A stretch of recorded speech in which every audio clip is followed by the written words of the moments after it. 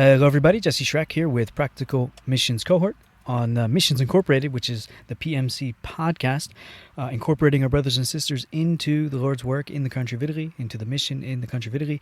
And today we are carrying on another episode here of the Ask a Missionary series, Missionary Q&A. And this here is a question that came up during a dinner with some of our brothers and sisters at our home church in Levittown, Long Island, Levittown Baptist Church. And just while we were having meals together and talking, one brother mentioned this. He says, what is the hardest part about living in the Italian culture?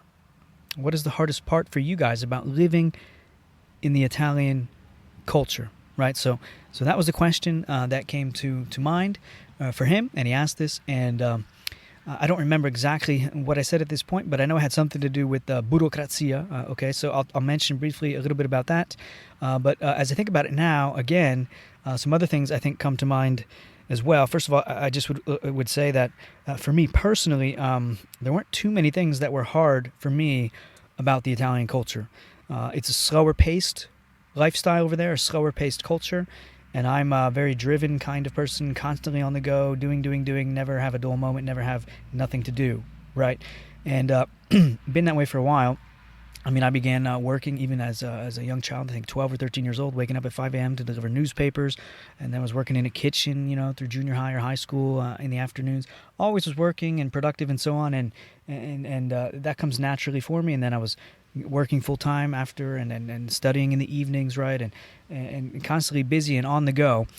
So in one regard, what is the hardest thing about the Italian culture for us? First and foremost, I guess I would say that is it was actually good for me in a sense to see that people live in a different pace. They slow things down a little bit. They're not all rush in some parts of the world. And there is something to be said that's positive about that, I think. Right, so it had that positive effect on me, I think, the Italian culture, where I learned how to slow down and change my rhythm a little bit and learn how to hang loose from time to time. And so that has been actually really good for me. Now, on the flip side, though, of a laid-back and easygoing kind of culture like that, I think this was early on one of the harder things for me about the Italian culture was the hours of their stores, right? So sometimes you need to get to a particular office or a building or some kind of special thing you need to get done, and then you go to the place and you find out, oh wait, they're only open on Tuesday and Thursday and only from 10 a.m. until 12 noon. They have like 2 hours, 2 days a week that they're open, and that's it. So you're like, oh man, didn't know that, and now you got to plan to get there at this random weird time. That's a very common kind of thing for many different practices there in the country of Italy that can be a headache, and that was a headache for me at first. Another thing is the hours of the day, right? So stores are open in the morning, and then everybody closes at 12:30, except for in the last 10 years, there's some bigger grocery stores that remain open during the entire day. But for the most part, any kind of smaller store that you need to go to, they close up shop, pull the gate down at 12:30, and they're out of there. They disappear for 2, 3, sometimes 4 hours. Like, there's gone. And it's closed for what they call the riposo time. In other cultures, maybe it's called the siesta. It's riposo. It's just a time to rest. The hottest time of the day. Those hours, you go home, you have a lunch, you relax. Some people take a nap, wake up, have a coffee or an espresso, and then get back to work and continue running their store or whatever. That was hard to get used to. When you need something, you can't just plan to get it whenever you feel like it. You have to go within these time frames. Same thing then in the afternoon. They open 3:30-ish, right? And then they close by 7:30-ish, sometimes 7, sometimes 7:30. And you have a short window of time to finish your work and make sure you can get what you need before the store is closed. Grocery stores, some of them now, like as I mentioned, they'll stay open during the afternoon time, but then again, they're closed at like 7:30 or 8 p.m. as well. So you can't do that late night shopping, which can be quite nice when you're here in the States. If you want to avoid all the madness in a grocery store, you can go at 10 o'clock at night if you want, 11 o'clock at night. That's a totally different world, right? Banks, they're only open in the morning for a couple hours, twice a week maybe for an hour or two in the afternoon, only by appointment, right? So that's different as well. The banks here, they're open basically 9 to 5. You can get what you need done anytime. Things are different in that way. So that was a challenge for me early on. I've learned to get used to it as time went on in Italy, and it's just, I don't notice it so much anymore until I come back to the States and remember other places have stuff open like all the time. It's just easier. So that's one particular challenge, I guess, to the country of Italy, those random hours like that for all that kind of stuff that you have to do. The Bureaucracy has to do with the paperwork. This is a particular challenge to Italy. They're infamous. They're known for not being the best with paperwork. Lots of stacks of papers everything written down, which is interesting. If just to interject here, if we go into this digital age, which Europe recently, I guess, gave over to the World Health Organization authority for starting these digital identities where they can monitor everything you do, digital currency, all that potential stuff for the future, which is kind of wild and crazy. I am curious to see how the average Italian is going to react to that, because they're not into that. They're not into the digital stuff. They love their privacy. They love cash paper, right? Coins, not digital stuff. They don't like when you use cards a lot of the time to pay. They prefer cash because of the other problems. So there's the Bureaucracy. Paperwork is complex and hard and confusing and often repetitive. You have to constantly be renewing things. That can be really hard in the country of Italy.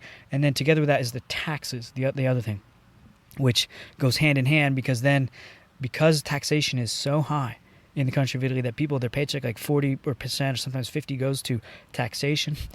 Included in that, though, is some kind of medical coverage, right? A socialist kind of coverage. So you have it when you need it. It may take months and months to get an appointment, but you have some kind of coverage and help, and you're not going to have to pay extraordinary amounts of money to get yourself fixed up when you fall apart, right?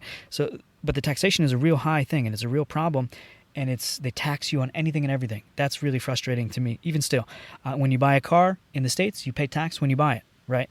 And then done deal. In Italy, you pay tax when you buy it, and then every year you have to pay a tax to maintain the car. If you're going to keep using it, you have to keep paying a tax, a yearly tax, bollo auto, they call it. And that's a real, I dread making that payment because it just feels like total crime to me. Like, I feel bad paying that tax. I do, because if you don't, then they fine you even more and you have to pay even more. But it's a terrible thing. I don't like it. There's tons of tax. And anything you do, if you take a breath of air, you have to pay a tax, whatever it might be. I mean, they tax you on anything and everything possible.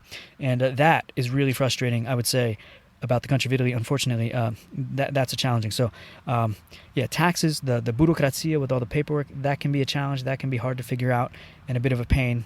But generally speaking, and also the hours of the stores and things like that.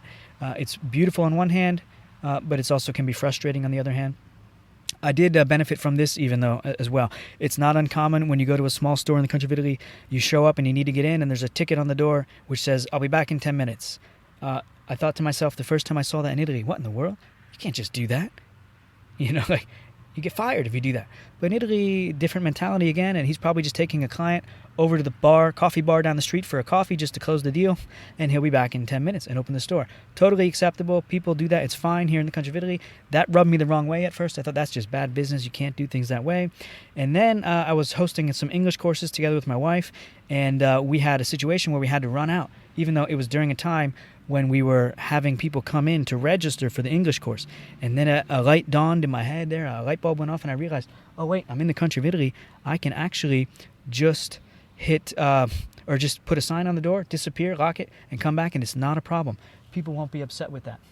And I'm going to finish our episode here today. I'm actually taking my mother to her physical therapy checkup, and she's back now, so we're going to close up the episode. But those are a few things that come to mind as it relates to some of the challenges in the country of Italy. So good question, and appreciated that one.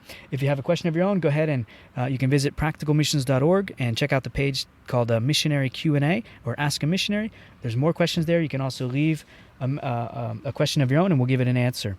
That's it for today. Thank you again for tuning in, and until the next time, God bless, and ciao, ciao.